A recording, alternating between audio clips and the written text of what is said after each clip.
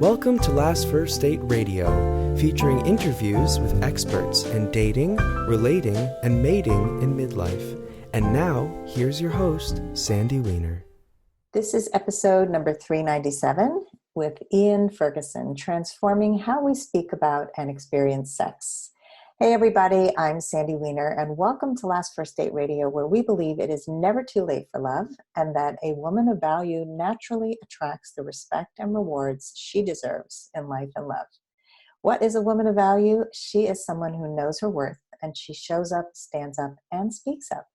Every week, I bring you a tip on how to be that woman of value, and this week's tip is do not settle. I was just talking to a client this morning about how a guy she used to date was talking about how he's just going to have to settle. And she was appalled, and as she should be. I think that we have to know what settling means, but I think it's important that we know what we want and that we look for what we want and we don't settle for something that is not going to be a good fit, because it really doesn't work. I've done it. It doesn't work. So do not settle. And my challenge this week is to look at where you might be settling in any area of your life, whether it's in relationships with a significant other or even in your personal relationships or your work, and see how you can up-level a little bit. 10% would be great. Before I bring on my guest, I just want to let everybody know that I have a free Facebook group. It's called Your Last First Date, and we are one of the largest growing, most amazing group. I have to say, I have 7 monitors who monitor this group every single day, and so we don't allow any negative victim talk. There's, if you're unkind and mean either to each other or in your conversations about dating and men and relationships, we will not tolerate it. So if you're looking for a place that's positive and forward moving and where you will actually learn the skills and tools to find your last date, go to Your Last First Date on Facebook. And now for my guest, Ian Ferguson. He is a master trainer of the Erotic Blueprint Methodology and the co-founder of Jaiya, Inc. It's a company dedicated to radically transforming how society discusses and experiences sex. His mission, along with 100 certified erotic blueprint coaches, is to release shame around sex, helping people empower themselves to reclaim the pleasure and true erotic expression that is their birthright. I love it. Welcome to the show, Ian. Thank you so much. Very happy to be here. I heard your opening, and you were talking about the frame of your show, and one thing that struck out to me is women showing up and speaking up. I think that's how you phrased it. Yeah. And that is a vital aspect of really being able to claim that personal power and really knowing how to ask for what you want and not settling for less. I just love that, that opening and really the call to action that you have for your followers. Oh, thank you. And I'm sure that we will be talking about the importance of communication when it comes to sex and knowing your erotic blueprint. So let's get into it and just explain what the erotic blueprint is and, what all the different types are. What do they mean? Okay, great. Well, so we could probably spend a few hours diving in. So I'll do my best to really dial this in for just at least the intro level. The erotic blueprints are a language of erotic expression. And basically, it's like having an erotic personality type.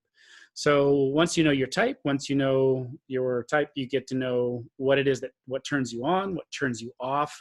You get to understand what the shadows of your blueprint are, so that then you can start to clear those shadows and become more open and available for connection, orgasmic connection to your body, more ability to call out boundaries and declare consent within your relationship, so that you're creating a real safe container to express fully and really discover what is available orgasmically. Because I think many of us are like living in sort of like 10% of what's possible when it comes to intimate connection. And the blueprints, there are 5 of them.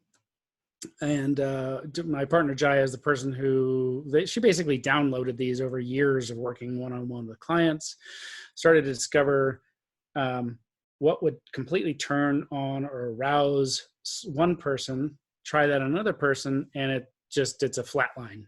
There's no connection to it. They might even be turned off or recoil. And over time, started to notice this pattern recurring with every client, and then started to notice that a lot of the challenges that the couples that she was working with was coming from, they were trying to feed each other, trying to give each other what they wanted in their own blueprint. And your listeners may be familiar with the 5 love languages. Mm-hmm. It's kind of like the 5 love languages, except for sex. So the 5 blueprint types are energetic, sensual, kinky, sexual, and shapeshifter.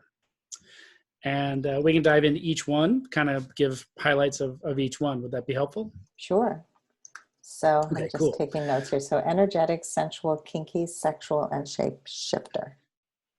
Shapeshifter, exactly. Okay. So the energetic, this is often the most misunderstood of the blueprints, because there's a lot of people who are walking around in the world with a sexual mask, because that's what our society looks at as sexual.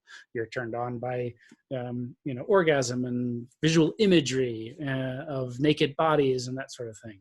Well, the energetic is turned on by anticipation.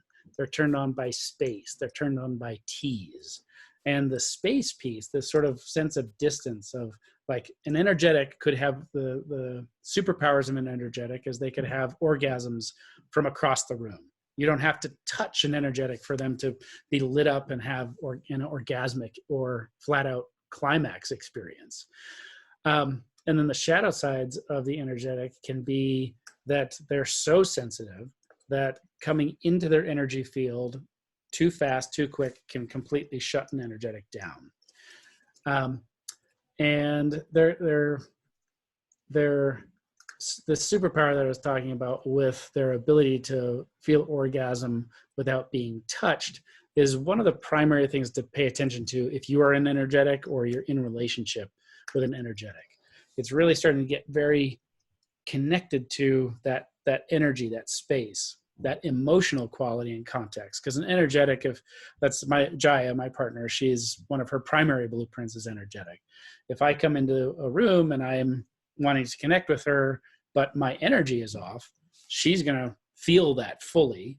And then that's going to interrupt her ability to be able to connect and feel like I'm fully present with her. The sensual blueprint is pretty much what it sounds like. The sensual brings the artistry to sex, and it's about the senses being fully alive. The senses being fully turned on and alive. The sort of where an energetic might have touch that can be off the body or very light and slow, a sensual is going to want that space collapsed into really contouring touch and connected and all close up. So distance for an energetic and closeness for the sensual. And a sensual superpowers is they too can be sent into orgasm by things that we don't think of as necessarily sexual. Like you could have a bite of a delicious juicy strawberry and it'd just be like, oh, orgasm. Oh my God, amazing. And sensual is often when eating food or smelling smells or walking into a beautiful environment, you'll hear them emoting through tone. They're like, oh. You'll notice the sensual might wear like all sorts of textures of clothing and be, prone to touching themselves while they're talking, or they might want to make connection with you while they're sharing space with you as well. And then the shadow side of the shapeshifter is often getting caught up in the head. So something's not right in the room. There's a smell, there's a nervousness about your own looks or the smells of your own body, or the music's too loud, or you left that piece of paperwork undone at the office. And it can take the monkey mind and completely take the sensual out of their body so that they can't connect and they can't reach those deeper places of orgasmic connection.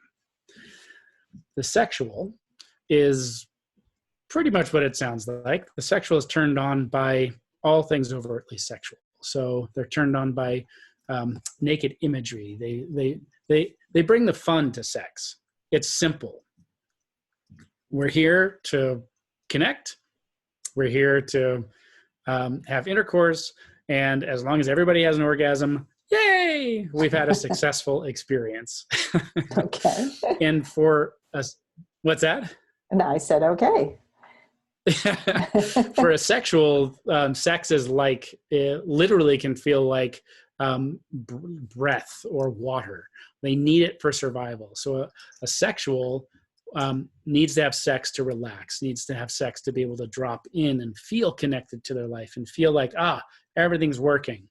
On the flip side, a sensual needs to relax in order to open up their sexual energy. Because if there's all of this activity and things aren't right, they can't drop into their body. So you have some opposites there with the sensual and the sexual.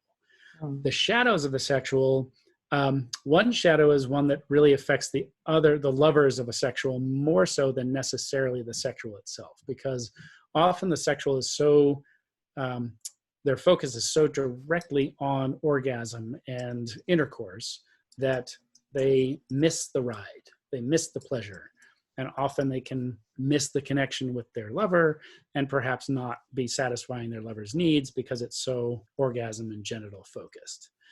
And then another shadow of the sexual is sometimes can be kind of caught in a adolescent sense of their own sexuality, where maybe they were shamed early on for being very overtly sexual, and then they felt they had to hide that from other people.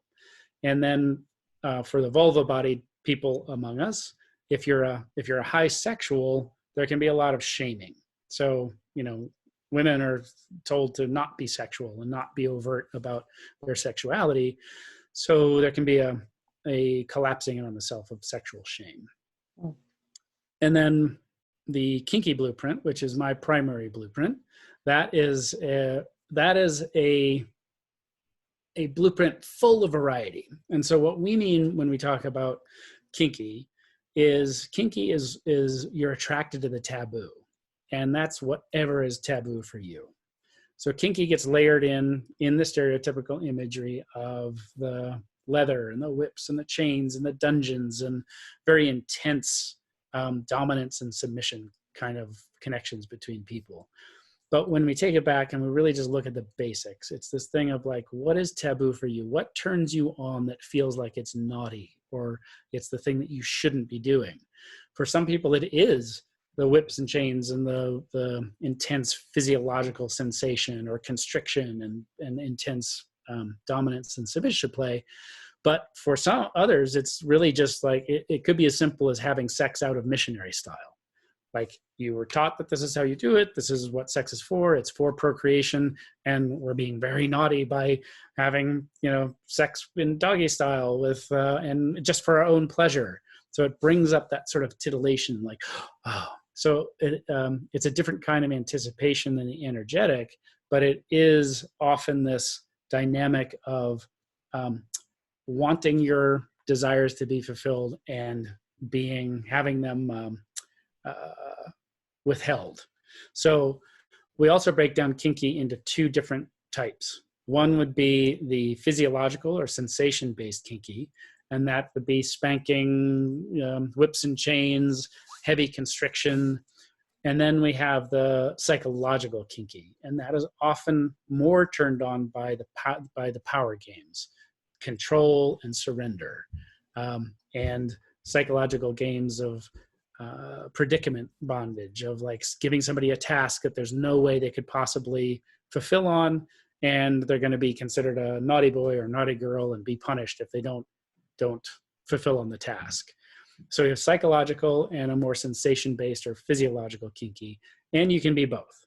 And then there's, the world of kinky is vast. They are like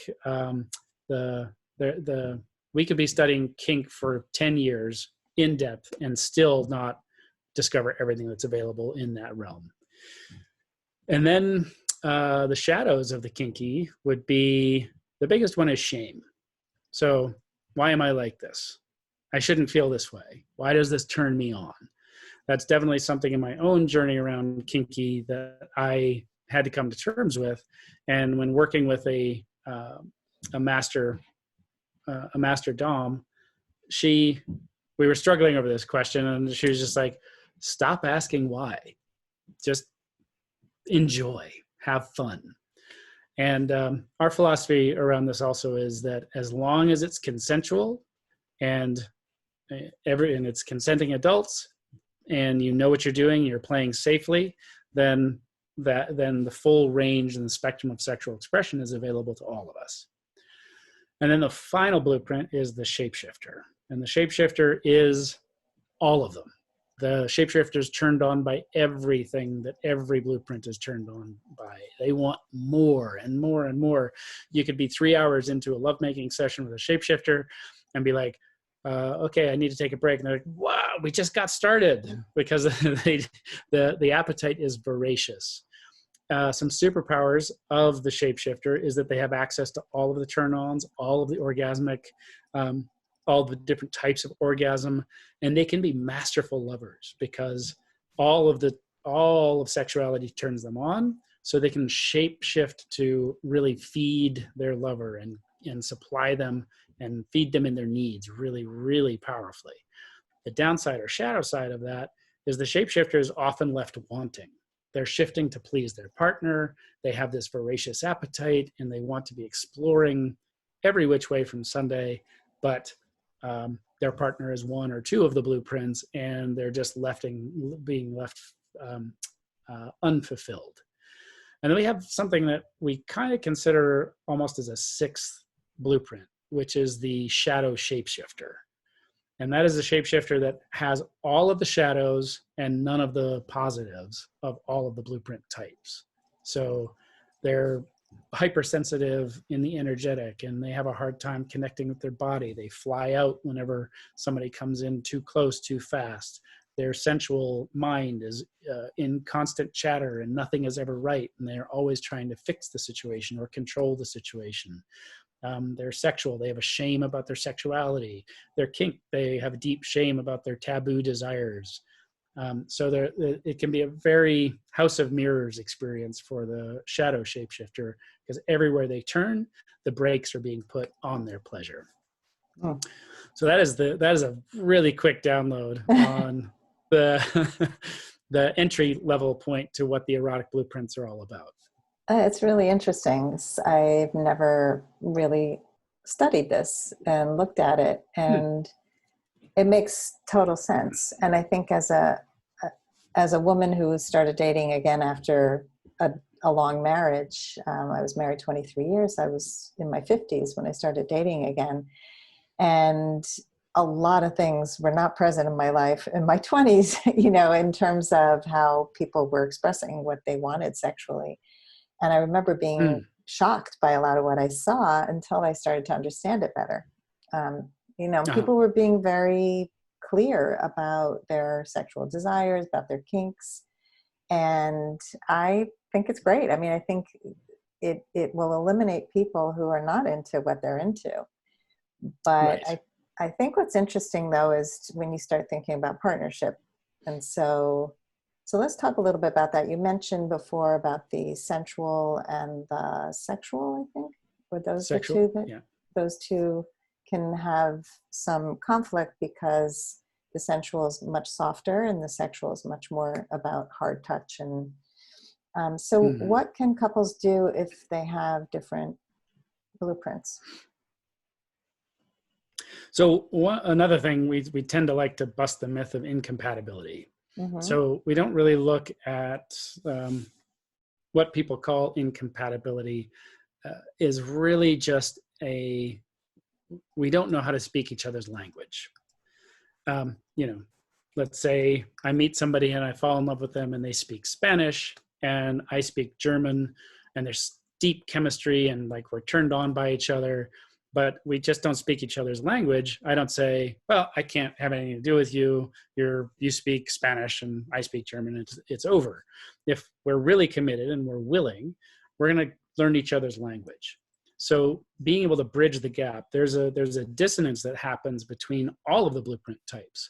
One of the ones that we see show up the most is actually between energetic and sexual, because those two really feel like they're opposing blueprints, and the sexual can have a very hard time relating to the energetics turn on. It's just like, wait, I'm standing 20 feet away from you and you say that you're having these orgasmic sensations. I don't know what that is, excuse me. I don't know how to control that. It's just weird to me. And for the energetic, it's that collapsing of space. Wait, you're going for my genitals too quick, too fast. I really need slowness. I need eye connection. I need to be in sync with you in my breath. So once we start to honor each other, and this, just like the 5 love languages as well, it's like if I'm giving the gift of touch and my partner really receives love through gifts, they're never going to feel my love. They're never going to feel me connecting to them and honoring them and seeing them. So the first step is to understand one's own blueprint and really understand the depth and the possibilities that are available within your blueprint for your pleasure. Learn your body, so then you have the language, the specific language when you're in relationship with someone else to actually say, this is what turns me on. I really want that touch super slow. No, like 100% slower. And please, if you go near my lips, I'm going to shut down. But if you really drop into my chest and you can eye gaze with me and breathe with me, to learn the language of your blueprint. So then you have the ability to articulate it and invite your lover to give you that touch. And most of us want to succeed in our connection with our partner. We want our partner turned on. We want our partner feeling that desire and attraction. So why wouldn't we take that extra step to open up, lose the ego, and really listen and hear like, oh, that turns you on. And is it this speed, like this super slow speed, or do you really like faster, much more energized touch? So the blueprints are kind of like the decoder ring to a language that I think has been buried or never articulated actually for 10,000 years of human, verbal language-driven connection. Has never been articulated because there's been many, many forces that have put sex sort of into the closet. And it's now time to empower everybody to have that language, to be able to ask for what they want, to get their needs met. And learning your own blueprint is the first step, but expanding into your lovers or your partners or just other blueprints to start to actually embody the turn on. So I have a very high kinky, I have a very high sensual, just naturally. That's what I gravitate towards, and that's my fastest path to arousal. But as I've been doing this work on myself over the last 5 or 6 years, there's been a opening and a expansion into the energetic, especially energetic. I've really taken that one on. And then the sexual. And my expansion of the sexual was interesting. It was like a 0. And Jaiya's my partner again. Hers was like way up, 40% on our quiz. Like she was way up in the sexual and energetic, almost 0 in kinky and sensual. And I'm way up on the sensual and the kinky. So opposing blueprints. And this actually dramatically affected our relationship early on. We almost broke up. We had our son. We had 3 years of growing disconnection where we both felt like this just isn't working out. We love each other, but we don't know how to connect.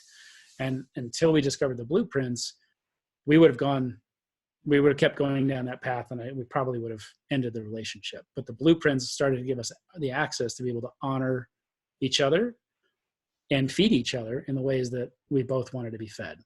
And my own discovery in the last couple of years around sexual was that I was actually carrying a good deal of sexual shame about being overtly sexual. I grew up with a good boy complex. Like, I am not supposed to express my desire for somebody I'm interested in because that's imposing my sexuality on them. That's imposing this desire. And I had also inherited and taken on a cultural myth, which is pretty prevalent, which is women aren't sexual creatures.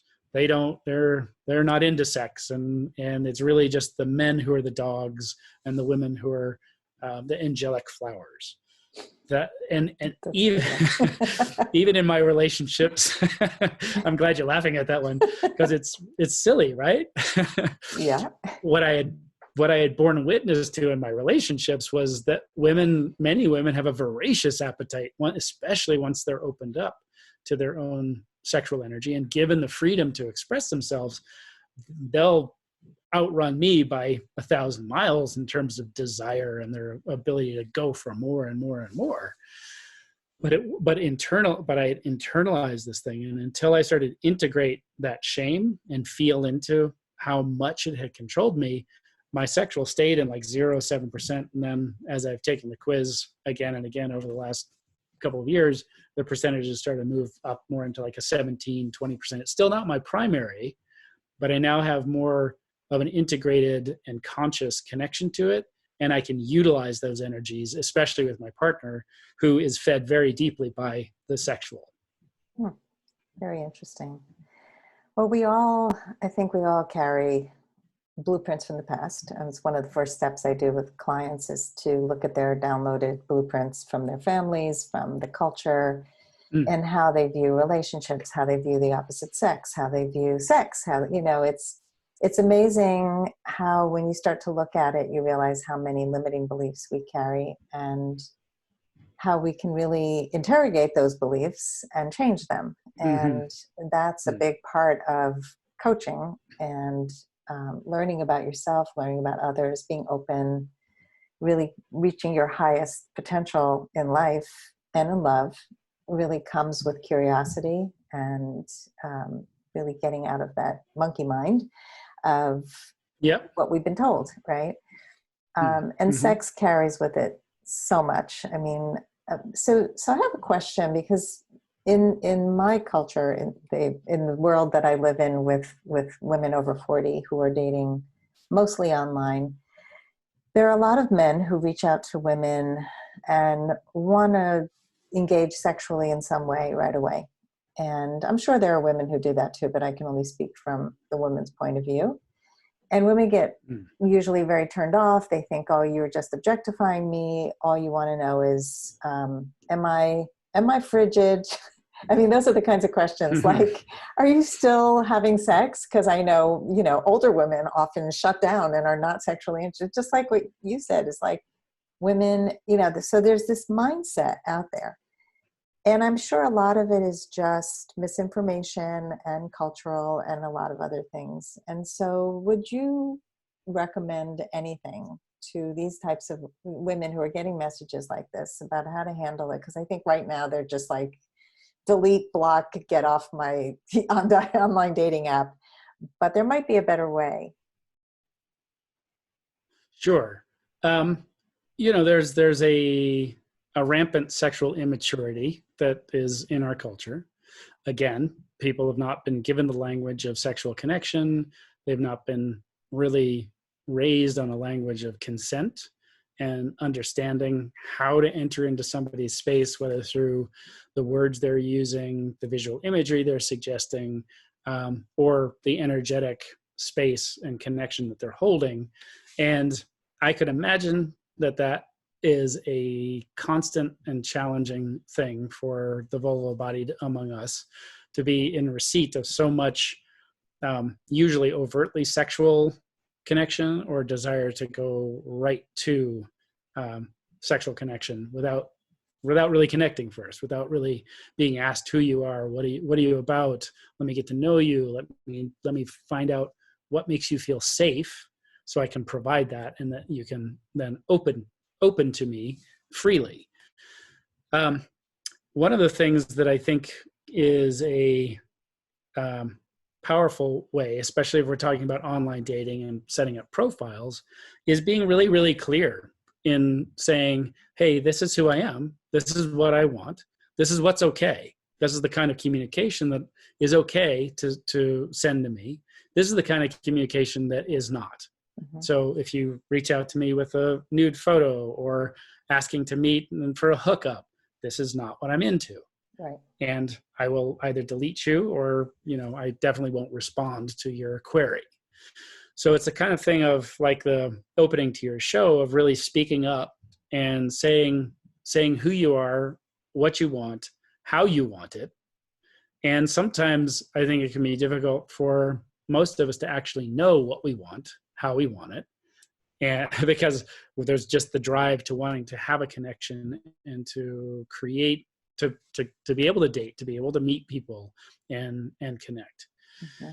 But this is actually a trick that we use when reaching out for new people for our team, for our company.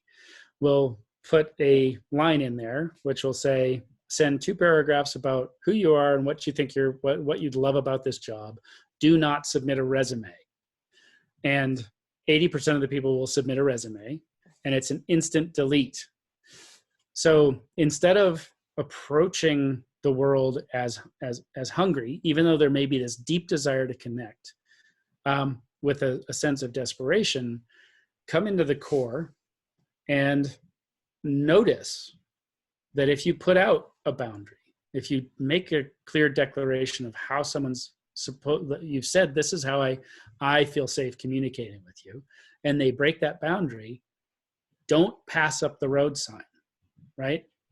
It may mean you're deleting 8 out of 10 of the people who do actually reach out, but you're increasing your odds and really valuing your time and putting in to that 20%, the 20-80 rule, that this person actually said what I was hoping they would say. They did it the way that I requested people do it. They're already honoring me. So now I'm going to take the next step and have the coffee date or start communicating by email. And then it's the trust but verify rule. I'm going to open myself and trust because I want to have this kind of open and trusting communication, but I'm going to verify that you're paying attention. And I promise to you, so this is a two-way street, that I will do the same. I will be curious about what turns you on. I will be curious about how you feel respected and loved. So if that partner doesn't have those tools, if that person you're dating doesn't have that tools, it's still possible to train them in a way that's gentle, loving, and honoring of who they are and where they're coming from at the given moment. Yeah. I love that. I mean, I'm all about boundaries and communication, as you know, and I think that the problem is that when people hang on or get angry or blame and shame people who are not compliant. So like in my Facebook group, I posted, I didn't want to have any more memes about the coronavirus. We're a dating and relationship group. I really don't want it in the group.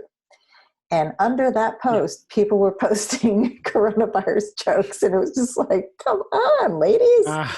Do you not read? So we deleted them. Yeah. We muted some members. And the next step is you're out. I mean, I have learned you have to be clear about what you want and not lose your cool over it, but like just quickly move through people who are, that 80%.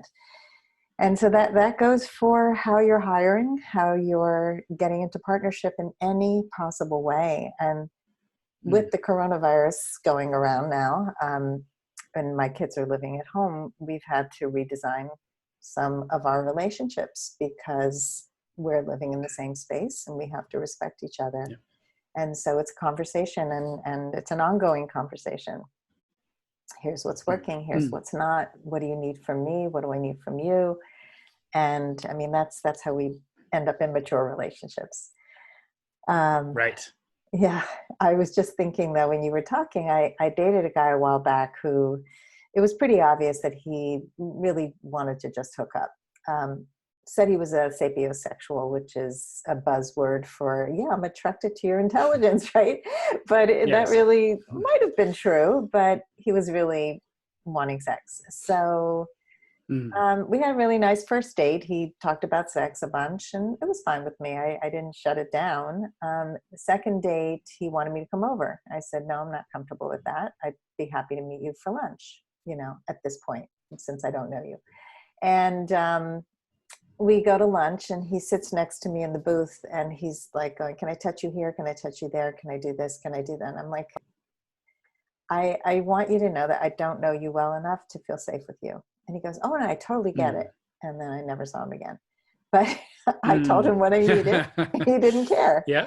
And he's like, no, totally get it. So that's the other point I wanted to ask. I know long-term couples who've been married for decades where this is a real sticking point, where the man always wants sex does not connect emotionally with the woman. She is so turned off by him being aggressive sexually.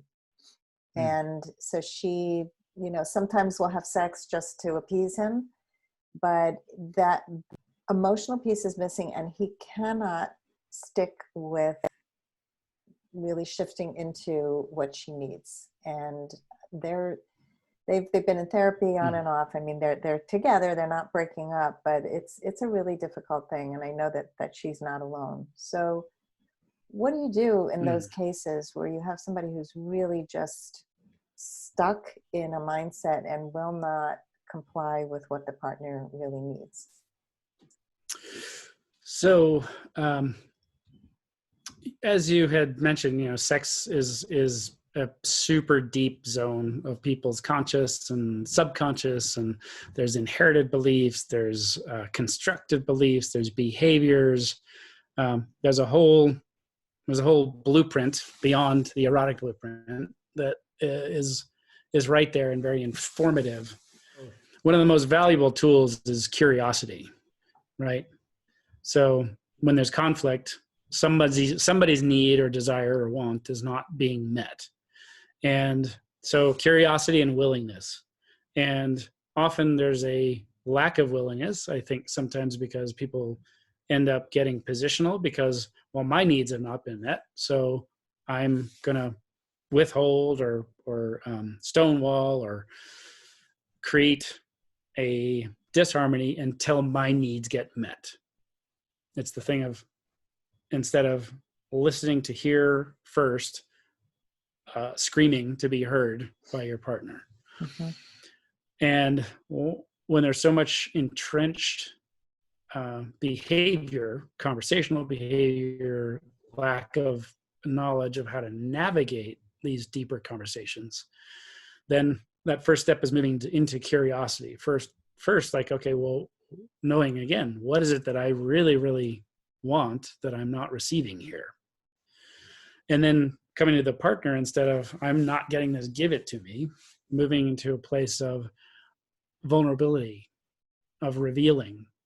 This is really weighing on me. Would you be open to talking about this and diving into a discussion? Because what this would mean to me if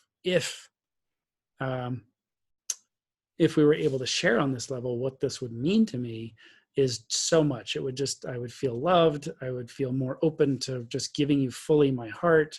And I'm scared about it because I want our relationship to be amazing. And I'm committed to that. And are you with me on that? And perhaps the answer is, well, I don't know. Or you're always asking this of me and I just don't know how to give it. And continuing to move into that vulnerability of, I understand, and I'm sorry for the places where I've made it harder for you to feel like you can win with me, or feel like I'm seeing you. Can you tell me what it is that it might be causing resistance for you around having this conversation? And they still might be resistant. So it's this constant unfolding of, like, also letting them know I want our relationship to be amazing. And then there may just be consistent resistance and stonewalling and pushing away. And then it moves to the curiosity of, is there a willingness? Is there just the base willingness of my partner to meet me in this neutral space where we can really reveal our needs and create completely new habits, new containers of consent? Because in a relationship, there's all of this assumed consent. Well, we've been together 20 years. I'm allowed to put my hand on your knee. I'm allowed to kiss you when I want. And it's often those things that become these habits that just turn up the volume on resentments of boundary crossings or behavior that maybe we did receive. Like, we also have to take responsibility. I trained my partner in the first half of our relationship that it was okay to just come over and, put their hand on my butt. While every time they did it, there was a contraction and a sense of not being respected. And it meant this, and this, and this, but the partner never knew any of this. They weren't in the conversation. So it always comes back to this sort of self-responsibility first to me of like, well, what role have I played in creating the current situation? How can I unwind that? How can I create safety that it's okay for my partner to tell me things that I may actually not want to hear? They may say, I have no libido and I have no interest in sex, whereas my desire is to be having sex 3 times a day and connecting intimately all the time. All that is information. It's just like, oh, we have this massive gap. And now let's figure out if we're willing. Are we both willing? Do we both want, just like as a root-based thing, a fantastic, amazing, thriving, passionate, connected relationship? Is that what we would really love to be experiencing in this life? So yes, we have a committed mutual goal. Now it's about finding out how do we get there in a way that works for both of us without either one of us compromising. And that can be a really delicious journey with a lot of challenges. Yeah. So yeah, curiosity and a willingness to be very present with our own vulnerability and the real feelings going on, I think is at the root of healing those kinds of disconnections. Yeah, that's really beautiful language. And I think what we tend to do is we speak from our wounded self, and we're guarded and we are trying to protect.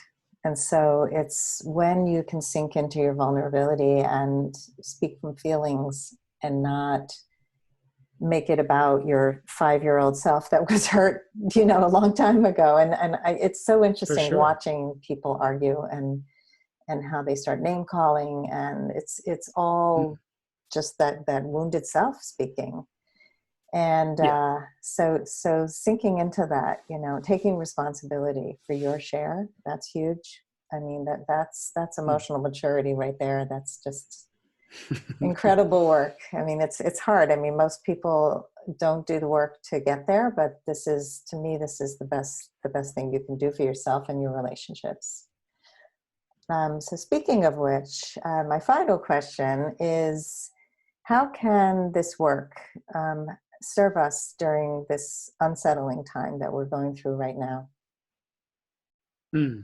Well, hopefully by the time this podcast airs, we're through the brunt of it, but who knows? Yeah.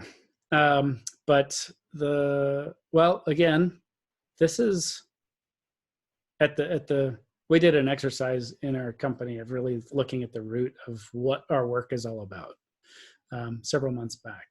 And the core root of what we came to is that this work, what we're up to, is all about unconditional love. And that doesn't mean without boundaries, without consent. It just means that there's an acceptance and a loving of everything that is arising. And in the acceptance first of something, then it allows the openness to be able to move into a place of resilience, as well as a resourced approach to finding solutions. And some of the next layers to the erotic blueprint work, because it's a whole framework. The blueprint personality types is just an entrance point about a language of specific types of arousal and whatnot. But the next steps in the erotic blueprint work are learning how to speak, feed, heal, and expand into the blueprints. One of the pieces that is very vital to a time like this, when there's so much separation and physical distancing. We prefer to say physical distancing as opposed to social distancing, because we want social closeness, but we need to have physical distance for safety. Is opening up to what is erotically possible. There's an incredible menu of how we can relate to each other, still connect with each other, that doesn't require physical touch. And that is in the words we're using, in the way that we're seducing and playing and enticing each other with the ways that we're connecting. Keeping that flirtation going. I think it's Esther Perel who says something to the effect of, it's not flirtation, but the foreplay begins at the end of the latest climax. So operating in a zone of what's the foreplay. And the foreplay is not all about just projecting your energy, your sexual energy onto a lover. It's also about cultivating your own sexual energy, your own arousal, your own turn on, so that it's like a magnet, right? So there's this, sexual energy is the creative energy of the universe. We're all here because of it. The miracle of birth. It doesn't exist without sex. It doesn't exist without the two coming together. So being able to start to expand the idea of what an orgasm is. So if you're sexual and you're used to touch and you've got to have touch and intercourse and the orgasm, the climax to feel satisfied, how can you expand into the energetic, where perhaps your lover is 2,000 miles away and you're both sequestered and there's no way you're going to see each other for weeks? How can you start to use Zoom or a phone call to use breath work and eye gazing and your language to create that arousal and connection and orgasmic delight in your relationship? So learning to speak the blueprints is a really fantastic tool to have when we have this physical distancing. Expanding into blueprints like the energetic, where you don't need to be in the same room or even in the same state or on the same continent to have connection and arousal. And then learning to play games like where the kinky blueprint can come into play, where even at a distance, we can be playing submission and dominance games. We can play, voyeur and observed games. There's all sorts of possibilities for really extraordinary ways to connect, which have nothing to do with the actual physical touch of one to another. Awesome. I agree. I'm about to give a course on how to connect, even with people that we haven't met yet, and be more flirty and use video as a tool, because a lot of people are just saying, I'm giving up right now. And I'm like, this could be months and we all need connection. Like you said, and I like how you reframed the physical instead of social, because we are social beings. We need social contact, and people actually reaching out more than ever to people they love. And there's a way to do it meaningfully, and there's a way to do it without any meaning at all. And we can definitely inject a lot into our conversations, into the way we interact. So I love that. Ian, this is such an interesting conversation and definitely could talk hours. And I would love for you to let people know how to find out more about you and take the quiz, your social media, and I'll put all this in the show notes as well. So the most direct way, and the way that really what I feel serves anybody who's listening to this, is to take that quiz. We do ask that you give us your email, and you'll get an email that dials in your primary blueprint type, lets you know all the percentages, where your other blueprints rate in the scale. You'll get a video about your blueprint. So it's just a really fun gift and a way to kind of get an introduction into the blueprints. And that is at www.eroticbreakthrough.com. eroticbreakthrough.com. And that's the best way. There's some social media. There is our webpage, which is jaiyalove.com. But that quiz will get you into our ecosystem and really just get you that gift of the fun knowledge of your primary blueprint type. Awesome to share it with a lover and then find out what their blueprint type is. It's a great conversation starter. So that's where I would send anybody who's listening to the show. Awesome. Well, thank you so much. This has been an enlightening conversation. It gave me a lot to think about, and I'm sure our listeners are going to start thinking about what is their erotic blueprint. I mean, it's a whole new language and a whole new way to see sex and life. And so you're onto something really big, and I appreciate you sharing with us today. So grateful, and it was my pleasure. Thank you for having me. Thank you. And thanks everybody for listening. If you love our show, please rate and review us wherever you listen to podcasts. And we hope you go on your last first date very soon. Have a great day.